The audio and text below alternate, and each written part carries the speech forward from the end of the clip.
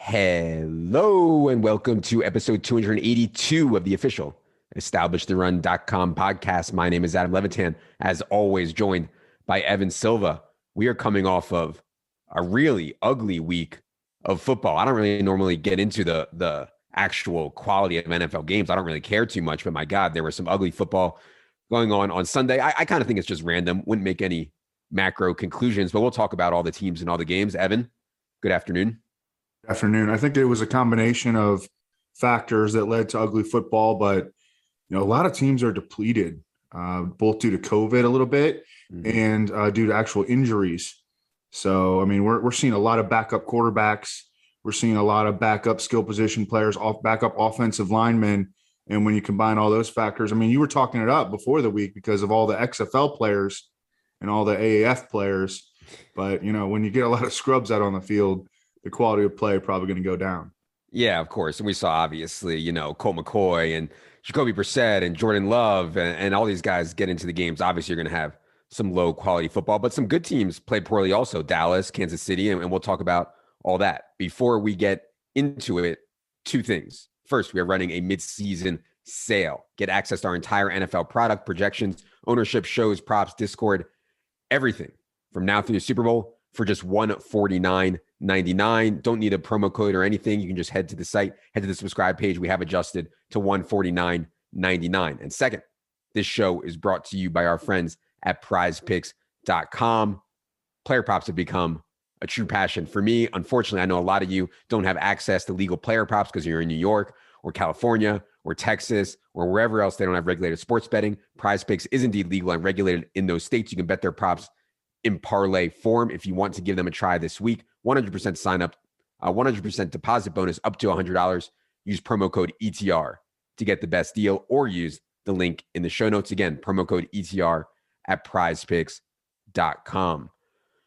All right, Evan, let's start with the NFC, and we'll start with really what was one of the biggest injuries of the week. Chase Edmonds goes down, like 3 plays into the game, and James Conner just goes absolutely nuclear in both the run and the pass game. Really good win for Arizona, who just steamrolled San Francisco, despite not having Kyler Murray, despite not having DeAndre Hopkins, despite losing Chase Edmonds, despite not having AJ Green. I think the question going forward, people want to know your take on is, how does the backfield go? Because this looks like a high ankle sprain for Chase Edmonds. They do have Benjamin. Maybe they can get creative with Rondale Moore, but what do you think about the Arizona backfield without Chase Edmonds? Yeah, one more thing I wanted to say about the injuries. There have been 42 ACL tears already through week 9, according to the ACL Recovery Club.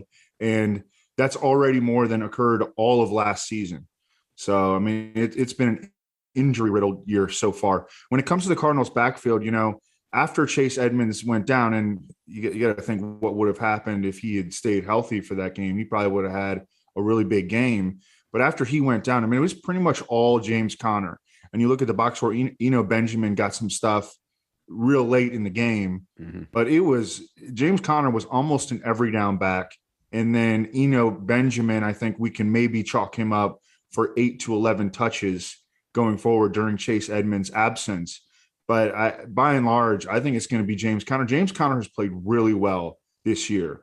And he's been a great fit in their offense. Their offense will spread you out with 3 and 4 receiver sets. They take advantage of spacing on the field, and they have a little bit further offensive line splits. And their offensive line has done pretty darn well this season for a unit that we could have questioned coming into the year. But I think that it's going to be James Conner as the clear-cut lead back, and Benjamin is sort of like a desperate flex play. By the way, Thorne's midseason offensive line rankings are indeed up on the site. I believe he has the Cardinals at 20th overall. Far from elite, but probably, he had them 24th in the preseason. So a little bit better than we expected, at least. Circling back to the Rondale Moore thing, I don't think people can fathom how low Rondale Moore's ADOT is. 1.2 yards, dead last in the NFL among wide receivers. The second to last is Cole Beasley at 5.7. Like it's so far beyond what a wide receiver normally looks like is what they're doing with Rondale Moore. Why not give some of the Chase Edmonds role to Rondale Moore or, Benjamin too, because I get what you're saying about James Conner. He has a long history of nagging injuries, man. I don't know that they want to necessarily load it up for James Conner. So I don't know. Any hope that they'll use Rondale Moore creatively. And I guess, would you add Benjamin, I guess, is the question people want to know. Yeah, I would add Benjamin. I mean, we've seen the high ankle sprain stuff. It's typically 4 to 6 weeks. And then when they come back, you never know if they're going to have a setback. So, yeah, Benjamin absolutely belongs to be he should be rostered in all season long leagues. Okay. Falcons. So, they played well, man. I didn't think they would play well. We talked about on the betting show. I think we both thought that the Falcons would struggle against this Saints defense. They show up.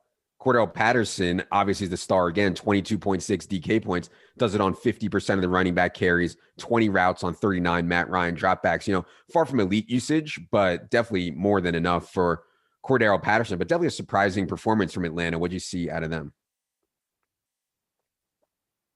Well, I think that an important takeaway is that not to get too worried about Kyle Pitts. Kyle Pitts in the previous game before this one got shadowed by Stephon Gilmore, not something that even the Panthers were preparing to do. Stephon Gilmore went to the coaching staff and said, hey, can I do this? Stephon Gilmore, one of the few long arms, truly plus size cornerbacks in the league, physical enough to do something like take Kyle Pitts away. And then this past week they went up against, as we discussed on the either the Friday or the Sunday show, Kyle Pitts was going up against the Saints defense that is just truly equipped to match up with big time tight ends because they're great at safety and they've got two great athletic linebackers in Quan Alexander and Demario Davis. And Kyle Pitts did not he went over 60 yards, but has had 2 slow games in a row. And I'm not worried about it. Let's go to the Panthers. I'll start with Christian McCaffrey. Reports were that he was going to be eased in, and that was true. 29 out of 59 snaps for Christian McCaffrey in his first game back from the hamstring injury. But on those 29 snaps, he had 14 carries and 5 targets. I mean, he only ran 13 routes. Normally, he's going to be running a route on almost all of quarterback dropbacks. I assume that he came out of the game healthy. Haven't seen anything to suggest otherwise. Gets Arizona, Washington, Miami, Atlanta next. Things are looking up for Christian McCaffrey. What is not looking up is these Sam Darnold performances. We're at the point where people are calling for PJ Walker. PJ Walker might be a better option. It's really hard to be excited about DJ Moore or anybody else outside of Christian McCaffrey right now with the way Sam Darnold is playing. What do you think about the Panthers going forward here? Yeah, and it's getting worse on a weekly basis. I mean, we've talked about this with Sam Darnold. He can be a streaky player. He can put together 4 good games, and then he can go in the tank for 7. And, it's not even whether or not PJ Walker is clearly a better option. I don't know if he is. Maybe he is by a little bit, but probably not by a lot because we've seen him play, and it hasn't been pretty in the NFL. But it comes down to a matter of accountability when Sam Darnold is consistently giving the ball to the other team. You have to do it for the other players on the team because you have to hold that player accountable. And I think that's what it's probably going to come down to. I think it's 50-50 whether or not Darnold or Walker starts this week. Yeah, they're home against the Browns this week. Obviously, if I have DJ Moore in season long, I'm still starting him. But obviously, things could have gone way differently for DJ Moore this year with better quarterback play. He was poised to erupt. And Carolina had struggled in pass protection, then lost their starting center, Matt Paradis, to a torn ACL on Sunday. They've got, a very talented Browns defensive line coming up next. I think it's going to continue. It's going to stay ugly. I know. I'm interrupting the video. Wah. But if you're enjoying this video and want to see more fantasy football and DFS content like it, please just take 2 seconds, hit the subscribe button, hit the thumbs up button. Really does go a long way for us, and we'd appreciate it. Thank you for watching, and now back to the show. Let's go to the Bears. There's a lot of Khalil Herbert fans out there. There's also a lot of David Montgomery fans out there, but I thought the usage was at least moderately surprising. So Damian Williams missed this game last night due to a knee issue. David Montgomery, 53 snaps and 28 routes in his first game since week 4. Khalil Herbert, 10 snaps and 2 routes. So they were just screw it, man. David Montgomery is our guy. He's been out for a while. It doesn't matter. We're throwing him right back into the mix. Allen Robinson, I think, nicked up his hammy in this game. Not that it matters anymore. I mean, we talked about Allen Robinson as a drop candidate last week. If he has any kind of hammy issue, I think dropping is no problem at all. But what you see out of the Bears last night, almost won the game against the Steelers. Yeah, David Montgomery goes right back in as an every down back. And, you know, it's funny how this works. Like 2 weeks ago, I was like, time to throw in the towel on Justin Fields. He's been a top 12 fantasy quarterback in consecutive weeks now. He looks more comfortable each game. This past week, he had against Pittsburgh 10 yards per pass attempt, 8 for 45 rushing. That's kind of what we were hoping for in terms of efficiency from him when the season started. I don't know if we're to the point where you can start him confidently yet, but he in season-long leagues, but I mean, he's right on that fringe. And it makes you wonder if the 49ers had given Trey Lance the same amount of time to get in there, take his lumps, improve, see what he was doing wrong, show him what he's doing wrong. He improves. He gets better every week, kind of like Justin Fields has. Maybe Trey Lance would be at the same place. Dallas. So I was feeling good about Survivor, man. I was in the Survivor League. There was only like 10% of the field left or something like that. I didn't have Indy. Ended up, I decided between Miami and Dallas. Went to Dallas on the Tua news. And I mean, this has to be the most surprising result. Maybe not the most, but one of the most surprising results of the season. I mean, Dallas got absolutely whooped by the Broncos at home. Can we just throw this game out and ignore this game? I mean, what happened to Dallas? I mean, Dak just didn't play well. He took a few weeks off. He came back and he didn't play well. And I think we can largely forgive him for this. I think that we've built up enough confidence in the Cowboys as a team, in his supporting cast, and in Dak as an individual player, that we should fully expect a bounce back here in Week 10 at home against Atlanta, which is terrible on defense. Atlanta is dead last in the NFL in both sack rate and quarterback hit rate. Dak's going to have a comfortable pocket. I'm willing to forgive him. A couple more notes on Dallas. I thought Zeke didn't look right. He was hobbling on and off the field, and then they put him back out there. It's 30-0 in the fourth quarter, and they put Zeke and Dak. Zeke and Dak are still out there. I mean, Zeke. So I assume his knee is fine. Whatever was happening was fine, but definitely scary when you see Zeke kind of going in and out, because we know if Pollard gets in there, I mean, maybe Zeke's thinking that, and he doesn't want Pollard to get in there. But anyways, Michael Gallup also expected back. And this is something I talked about on the solo pod. The target competition in Dallas is so stiff, man. I mean, they get Gallup and Lamb and Amari and Schultz and Pollard and Zeke. And so if Dak only throws the ball 25 or 30 times in a game, it's hard for me to be in on floors for these guys from a DFS perspective, but they all have massive, massive ceilings. So it's just tricky. And we're going to be talking about them a lot because they're playing Atlanta on Sunday.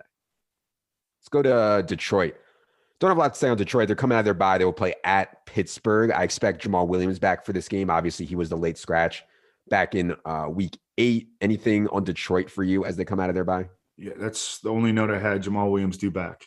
Yeah, and TJ Hawkinson, I thought, was looking much healthier before the bye, but now he should be definitely 100%. Let's go to Green Bay. So it looks like Aaron Rodgers, do expect him back this week after the COVID mess. A.J. Dillon, though, continues to have standalone value. And they're using him more and more, showing more and more confidence in him. What you see out of Green Bay? I mean, I don't know if it was Kansas City playing bad, because Jordan Love did not look good, man. But no. Kansas City played so poorly that Green Bay actually had a chance to win the game. Yeah, Jordan Love just not ready, and this is why young quarterbacks playing and taking their lumps and learning from their mistakes. That's the best way for quarterbacks to develop, not to sit on the bench for weeks and weeks and weeks. That's not what makes a quarterback. What helps quarterback development is playing. And Jordan Love wasn't ready, and he didn't get anything going in the downfield passing game. They strangely ignored Aaron Jones as a receiver in this game. Jordan Love looked uncomfortable. No quarterbacks really look uncomfortable playing the Chiefs. Jordan Love did, and that was with a near full supporting cast. Just not a we were very skeptical of Jordan Love as an individual player, but thought that the environment, the opponent, all that, the matchup, all that stuff would sort of elevate him, and it did not. He brought everyone down. That's not a promising debut for a guy that has supposedly been developing for the last, year and a half. Yeah.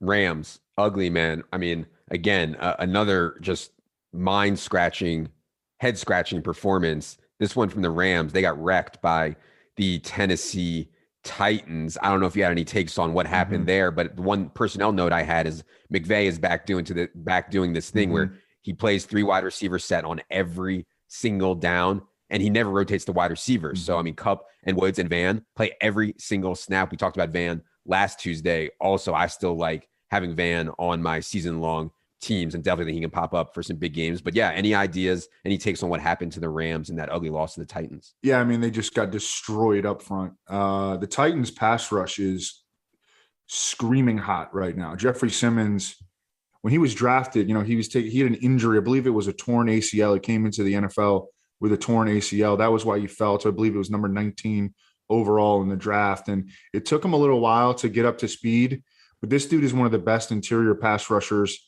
in the league.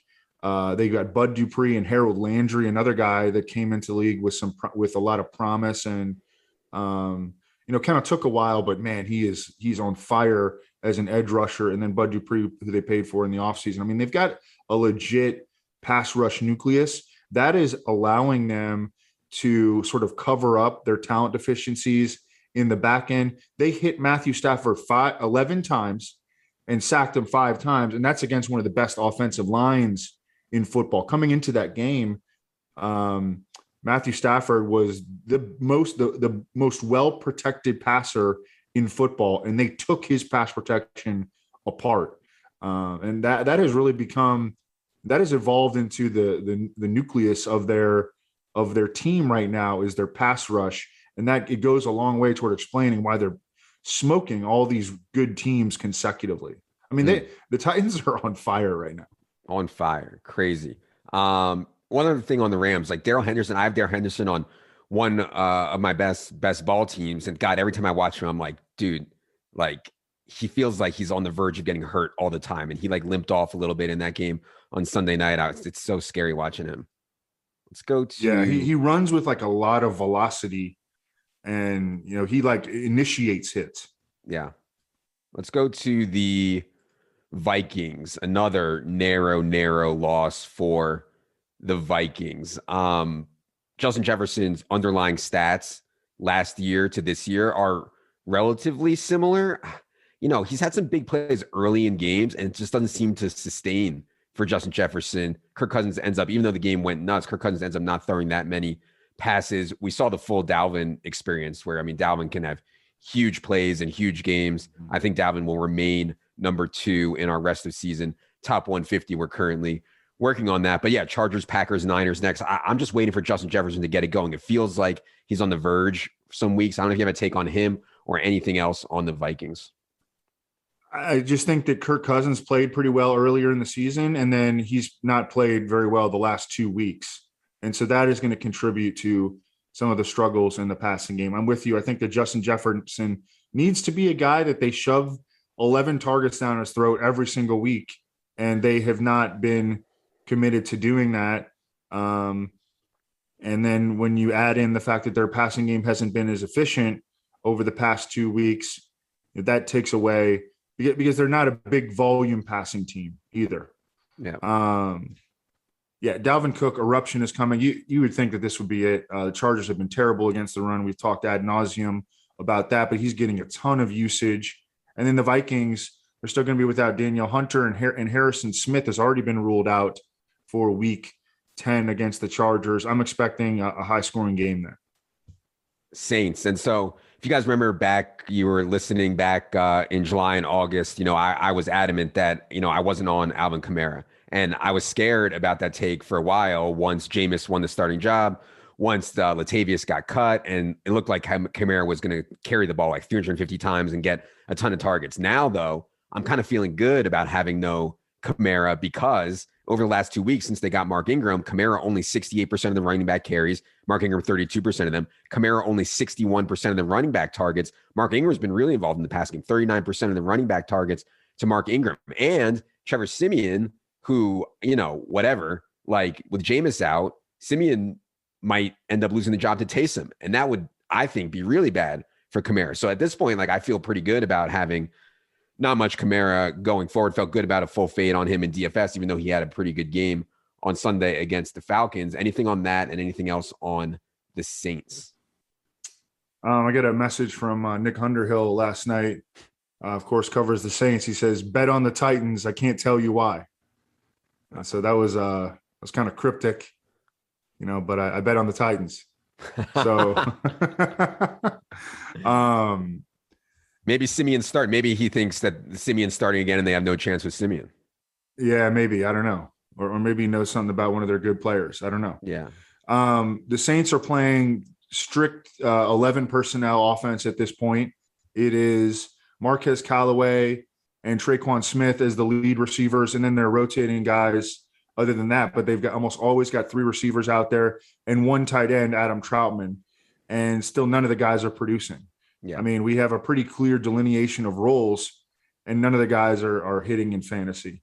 Trevor Siemian. I mean, just the more he struggles, the more likely it becomes that we're going to get the full Taysom Hill experience. Right. And I think we're going to get that sooner rather than later. Yeah. And, if you need quarterback help and Taysom's available, just put him on your bench. I mean, absolute no-brainer. Giants. So Giants win the game. They beat the Raiders with Daniel Jones only throwing it 20 times, I believe. And so Devontae Booker had a really good game. I think Devontae Booker may have gotten banged up late. Seems like he's okay, but definitely got banged up late. It seemed they are going into their bye. But yeah, the Kadarius Toney thing, I played a ton of Kadarius Toney on Sunday in DFS. Just, we talked about on Friday. I was like, this dude is like a head case wild man. I don't know if that's had anything to do with it, but 1 target in the game was really, really disappointing for him. But anyways, going to the bye, expect them to get Saquon back. They'll probably get Sterling Shepard back. Maybe they get Dante Pettis back. So yeah, I mean, things are generally looking up, I think, for this offense. What do you see out of the Giants win over the Raiders? Yeah. And hopefully we'll get Andrew Thomas, their left tackle, back as well. But yeah, I mean, they're just a team that really needed a bye at this point in the season because they've got so many banged up guys, and it's good timing. Eagles, it's weird. Like, they lost the guy and they went from a 2-man backfield to a 3-man backfield. So, they lose Miles Sanders, and all of a sudden they're like, we'll give Jordan Howard some work. And now Jordan Howard, 17 carries, Boston Scott, 10 carries, 2 carries for Kenny Gainwell, including 1 goal line carry. But I think the bigger macro thing here is that, my God, they've turned into like an uber run heavy team. And I know you've talked about for much of the year, you don't understand why they weren't playing this style all season, but I guess it took a Miles Sanders injury to trigger them to do it. It doesn't really make much sense, but now they're extremely run heavy.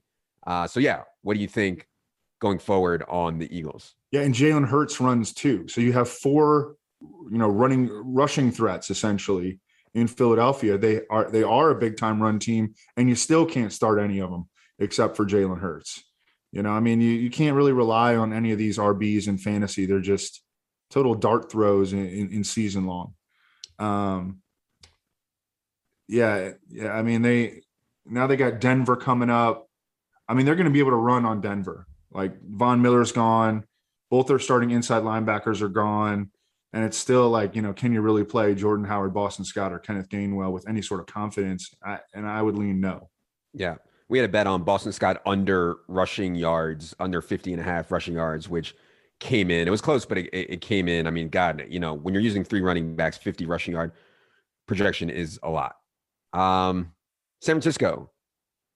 I mean, really good signs out of Ayuk and Kittle, man. I mean, Ayuk, we talked about how he was back to like this full-time, really strong role, and then it finally came through in the box score for him. Leone actually had Ayuk on his winning Thunderdome team this past week, so shout out to Ayuk. And yeah, George Kittle, Adam Schefter reported that Kittle would only play about half the snaps. Kittle ran 33 routes on 49 Jimmy Garoppolo dropbacks. He was just so productive, man. 6-1-0-1-1 on 8 targets. And like, obviously that's what George Kittle can do. We haven't seen it a ton over last year. That's what he can do. Last note I had on San Francisco was just the healthy scratch for Trey Sermon, with Jeff Wilson back. Mm-hmm. It's like, God, Trey Sermon, screw him. Healthy scratch on him. But yeah, what you see out of 49ers, ugly loss to the depleted Cardinals. Yeah, and it was just a 2-man backfield this week because Jeff Wilson, I don't think he played a snap. Yeah. And Elijah Mitchell is the 1, JaMychal Hasty is the 2. My guess is that we'll start to see Jeff Wilson get ramped up in the offense. He'll get a few touches this week, and then if he does well, then they'll let him build on that. It was encouraging that they threw the ball at Eli Mitchell because, like, going in, I was like, man, Eli Mitchell's target projection is like maybe 1 or 2, and I believe he had 5 catches in this game. So at least he has it in him. We know going forward. So I think some optimism on Eli Mitchell. Seattle. So they'll come out of their bye and play Green Bay. Obviously, the big news is that Russ's finger is indeed healed.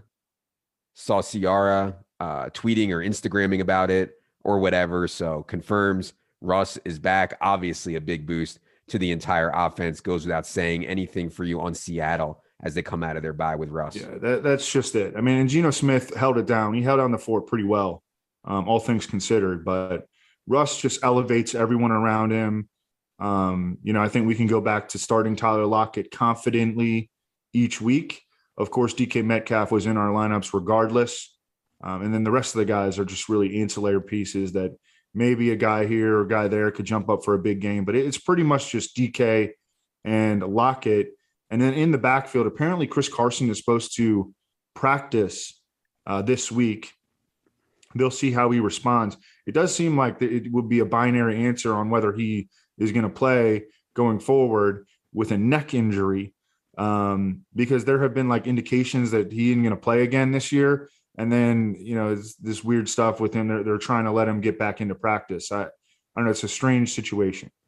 I want to correct something I said earlier. I said I expected Aaron Rodgers back. After looking at it and a couple of tweets coming through during this show, it sounds like Aaron Rodgers is no lock to come back in week 10 for this game against Seattle. So we'll see on that as the week goes on. Because I think that in a best case scenario, he was going to come back but not practice all week and then try to get clearance on Saturday, if I recall correctly. Mm-hmm. Yeah, so that's why it could come down to the wire. Bucks are coming out of their bye as well. They'll play at the Washington football team. No word on Antonio Brown or Gronk yet. On these decisions, and they haven't proven me right or anything. It just seems crazy to me to play Antonio Brown or Gronk when it's so obvious you're going to be in the playoffs. You're going to be deep in the playoffs. But yeah, we'll see on the status of Antonio Brown and Gronk. Obviously, Chris Godwin has been absolutely ripping with Antonio Brown and Gronk out of the lineup. Anything for you on the Bucks heading into week 10? No, just, a great team getting healthier coming off its bye. Remember what the Bucks did after their bye last year. I don't think we're going to see such an enormous explosion, but, an old team getting a rest week, that can be a good thing. And Washington football team, I already mentioned, they'll be coming out of their bye, also playing the Bucks. The Antonio Gibson thing we've talked about so much. I guess I'm curious if he reclaims all of base down work. In other words, in the game before the bye, Jared Patterson stole early in the game base down work from Antonio Gibson. Does that continue? Is that due to the shin? How does that go for Washington football team? That's basically the biggest thing I have my eye on. But man, playing Tampa, it'd be hard to feel good about Gibson or Patterson, or really anyone outside of Prime McLaurin and McKissick. Anything for you on the football team? Yeah, some pretty big injury situations. We're going to see if Ryan Fitzpatrick has a chance to return this week, and then Logan Thomas is eligible to come off IR, and then Curtis Samuel has been out, and so this is a big injury team to monitor coming off their bye. Theoretically, they should be able to get, I think, pretty much all those guys back. But I don't know. What do you think that if Fitzpatrick gets cleared, do you think it's automatic that they go back to him, or do they stick with Heineke, or what do you think? Yeah, I think they go back to Fitzpatrick. So do I. Yeah. I think they go back to it. And not that Heineke has been terrible, or I think Fitzpatrick's any kind of huge upgrade, but I think they went into the season thinking Fitzpatrick's our guy and they got to give him more than the whatever he played, 1 or 2 games. All right. That's going to do it for this NFC Team by Team podcast. We'll be back next episode for AFC Team by Team. If you're listening on iTunes, if you're watching on YouTube, please hit the subscribe button. It is free. Helps us a ton. For Evan, for producer Luke, I am Adam. Good luck, everybody.